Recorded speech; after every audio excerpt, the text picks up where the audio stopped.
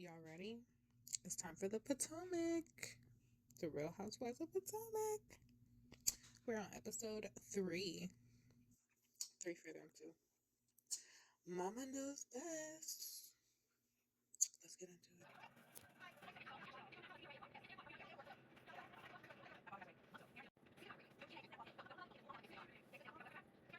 So they start off the episode with, you know how they left off the last episode with Girllll kicking everybody out. So she called the security, and then Ashley walked over there, and then they was like, hold on a minute, Ashley, because you told us to be here at 8 o'clock, and Ashley was like, yeah, and it's 8:03.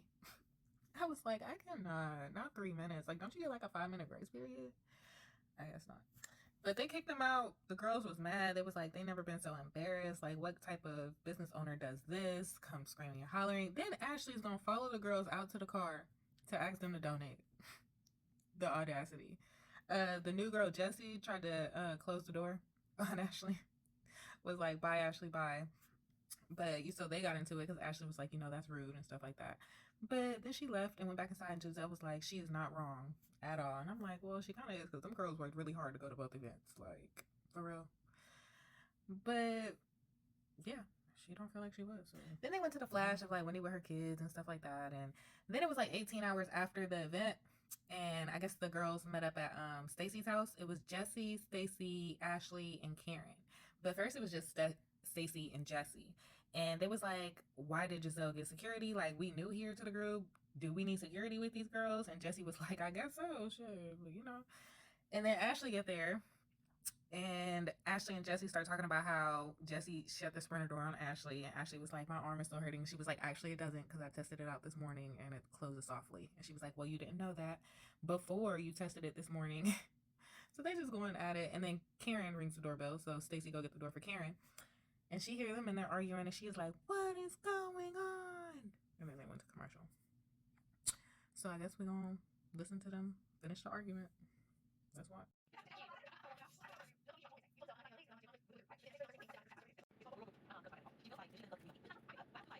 So Karen came in. She was like, what's going on? She was like, I hope you girls are resolving it.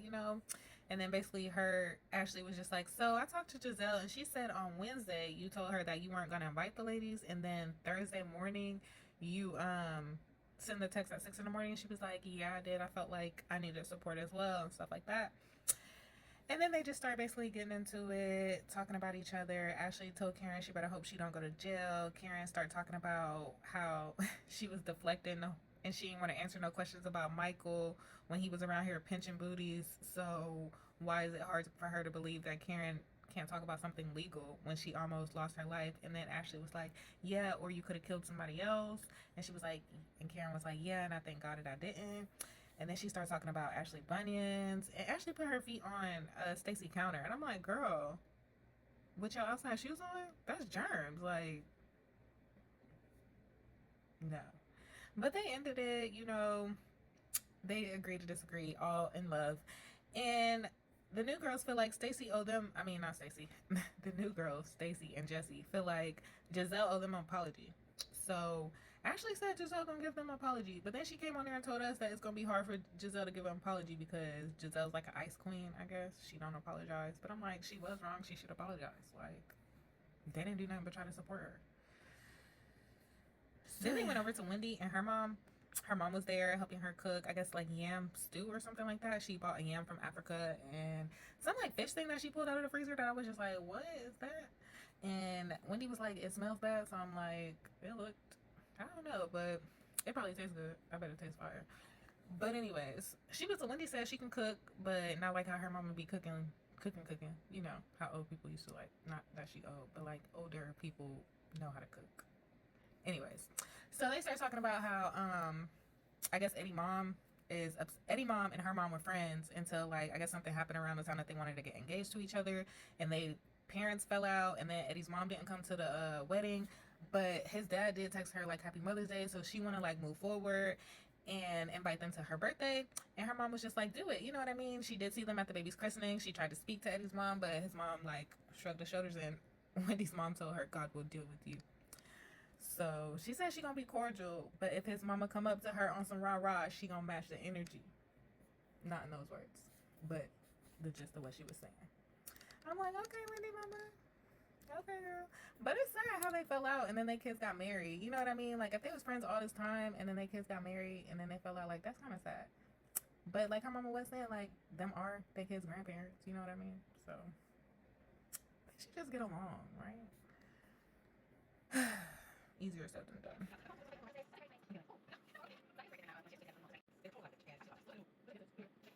So they gave us the new girl, Keiarna.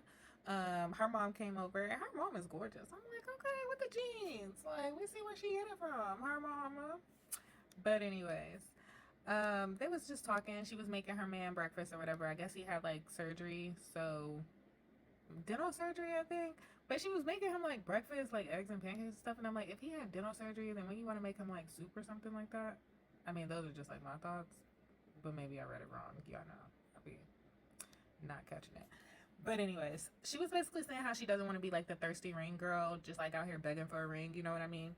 But then I'm like, but girl, like you already basically doing the marriage with living it with him and stuff, but you're not reaping the benefits. Like if he had a heart attack or something right now because of his tooth or something, you know what I mean? If something happened, you have no say so as his wife. You know what I mean? Like there are things that come with that. It's not just a piece of paper. So are you like on like his life insurance or something like that? You know what I mean? Like we're not just trying to be like thirsty ring girls. You know what I mean? Like the piece of papers, the papers mean more than the actual ring. You know what I mean? Because they be losing the rings and stuff like that. So you know the rings is just the things, but like, are you on the paper, girl? Yeah. But they was just talking. Her mom was just asking her when she gonna get married, and but her mom did tell her it's God, then family, then um money. But I wanted to add something to that because I think it's God and then yourself. Because if you ain't got nothing to give nobody, then you can't get nobody nothing. You know what I mean? So people need that precise, like God, and then your self love, and then your family. You know what I mean? And then, you know what I mean? That paper.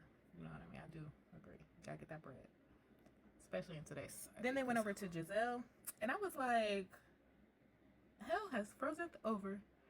Because did she get on there and tell us that she overreacted at her party and that she felt like she owed the girls an apology because she really wasn't mad at them? She really mad at Karen. So I'm like, okay, Girllll, the growth. The growth girl. Love to see it. So it's her kids. The twins are going to prom. So they're getting ready, and Jamal comes, and they're talking about a curfew. One of them wants to stay out late. The other is like, my social battery. No. So they agree around like 12:30 is the time that they should come back. They look beautiful, both of them. Like I'm like, oh my god, they look so good. Her other daughter was there too. She looked so pretty. She was shorter than what I remember though, but they did have on high heels. But anyways, um, yeah, Girllll did say that she knows about Jamal's girlfriend, but what's going to remain the same is he's the father to all three of her kids, so she don't care how many girlfriends he has. I'm like, the slick shade, but okay. And he said he going back for church in the morning. He flying back to Atlanta to do his service in the morning, so he just there to see the girls go to prom. But it was beautiful. Beautiful scene. Girllll came over, so I'm like, her dad really like maybe she got in therapy or something. You know, you never know, because that is like mad traumatic. So, you know, it looks like I don't know.